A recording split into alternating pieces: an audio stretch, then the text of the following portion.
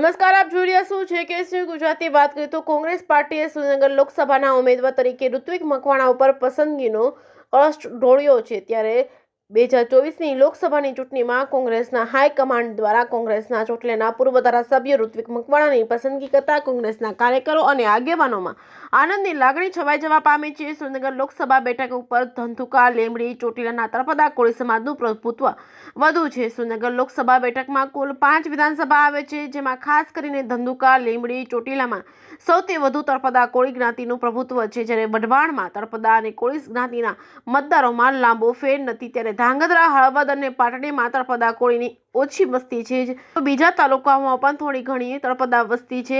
પૂરી તાકાતથી ચૂંટણી લડીશું, ઋત્વિક મકવાણાએ જણાવ્યું હતું.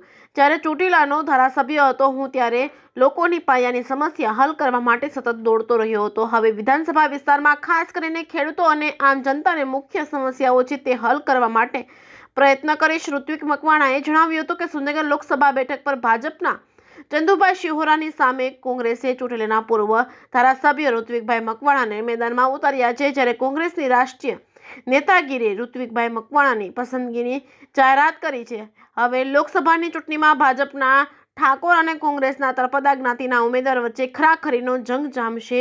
સુરેન્દ્રનગર લોકસભાની બેઠકમાં તળપદા અને ઠાકોર જ્ઞાતિનું સૌથી વધુ મતદાન છે. ભાજપે તો તેમના ઉમેદવારના નામની જાહેરાત ઘણા દિવસ પહેલા કરી દીધી છે, પરંતુ કોંગ્રેસમાં કોકડું ગૂંચવાયું હતું. જો કે આજે ઉમેદવારના નામની જાહેરાત થઈ જતા જ કોંગ્રેસના કાર્યકરો પણ આળસ ખંખેરીને બેઠા થયા છે. શિક્ષણ જગત સાથે જોડાયેલા ઋત્વિક મકવાણાએ સૌ પહેલા પોતાની જ્ઞાતિના મતદારોને સાથે લેવા પડશે, કારણ કે તળપદા કોળી જ્ઞાતિના ઘણા આગેવાનો ભાજપ સાથે જોડાયેલા છે. ત્યારે તેમના મત અંકે કરવા કોંગ્રેસે મહેનત કરવી પડશે. જે કે ગુજરાતી સાથે મહેશ ઉતરિયા, સુરેન્દ્રનગર.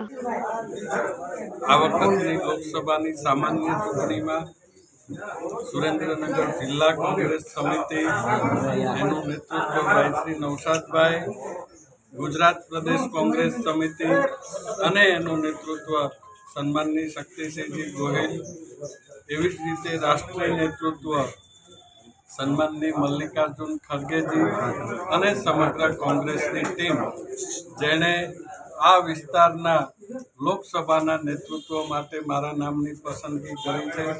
ત્યારે સમગ્ર કોંગ્રેસની ટીમનો ખૂબ ખૂબ આભાર માનું છું.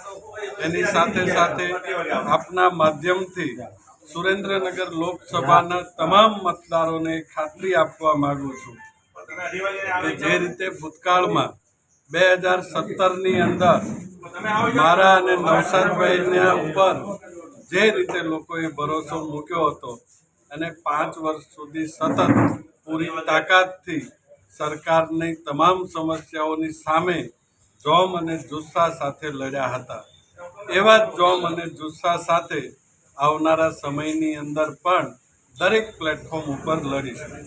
કયા મુદ્દાઓને લઈને ખાસ લોકો પાસે જશો? લોકસભાનો મત વિસ્તાર છે, ખૂબ જ વિશાળ છે, અલગ અલગ 5 જિલ્લાઓની અંદર વહેંચાયેલો છે અને દરેકની સમસ્યાઓ પણ અલગ છે.